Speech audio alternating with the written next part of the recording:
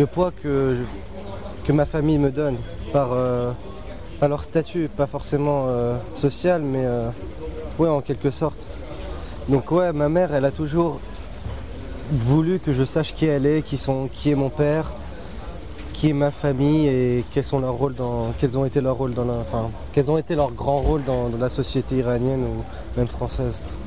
Durant tout ce temps, qu'est-ce qui a été le plus dur? Même si on est familiarisé avec la culture française, parce qu'il y avait dès mon enfance, j'ai lu beaucoup de traductions des livres philosophiques et de la littérature française,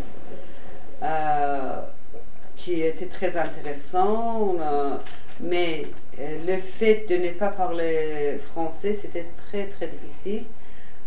Et en plus de ça, à mon avis, la France est un pays d'accueil.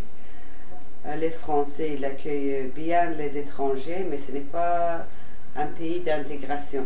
Quels ont été tes nouveaux combats? Pas de tout à coup, toutes les cordons qu'on a, on est avec le pays d'origine. Toujours, ça reste présent, les problèmes du pays, tout ça. Donc, pour moi, personnellement, il y avait des associations iraniennes en France. Je collaborais pas mal de temps avec le comité des avocats iraniens en France. Au niveau des droits de l'homme, j'étais active. Et j'ai trouvé pas mal des activités, par exemple, au sein des syndicats des avocats. Donc à ce niveau-là, j'avais des possibilités. Pour toi, la France, c'est un exil ou une liberté? Franchement, je n'ai pas choisi de vivre en France. C'était une obligation. Je me suis atterri ici par hasard. Je ne regrette pas. J'ai appris beaucoup. Mais bon, ce n'était pas un choix.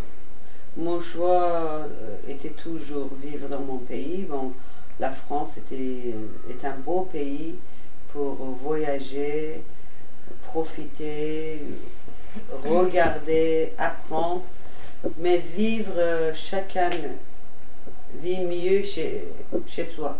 Sur mon père, je sais qu'il a été architecte à une époque, un très grand architecte, qu'il a fait pas mal de choses pour l'Iran, comme des ponts très importants, des antennes radio, des choses comme ça. Aujourd'hui, il est retraité. Il vit à Londres, plus ou moins. Et donc, il ne pratique plus l'architecture, il est journaliste. T'as manqué? Pardon? Est-ce que t'as manqué? Bah pas vraiment, parce que pour qu'un père manque, il faut d'abord connaître le sentiment d'avoir un père. Alors qu'il est parti quand j'avais 6 mois et j'ai jamais réellement su ce que c'était qu'un père. Donc ça manque pas, c'est des choses qu'on connaît pas. Donc, Tu partages toi, hein?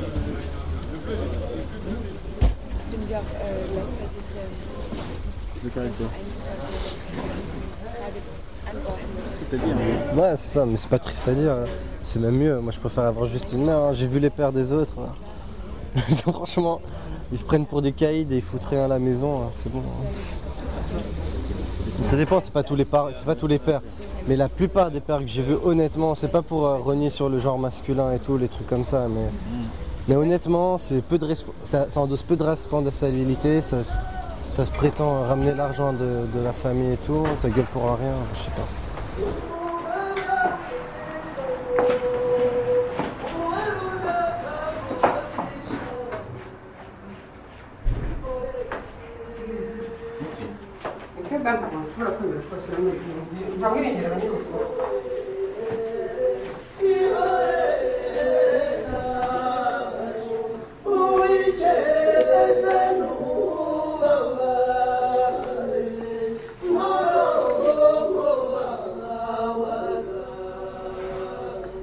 Je suis assistant ingénieur en génie climatique pour faire diminuer les consommations d'énergie et promouvoir les énergies renouvelables.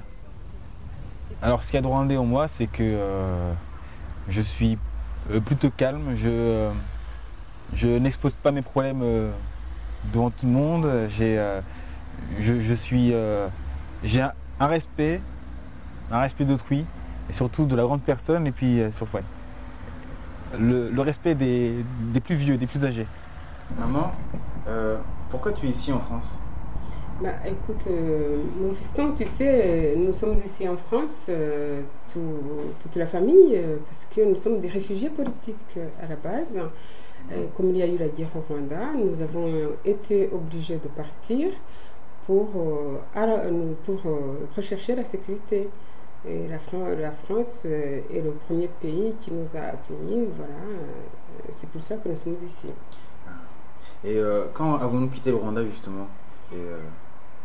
Nous sommes partis du Rwanda en 1994. Nous avons quitté le Rwanda, je pense, le 12 avril 1994.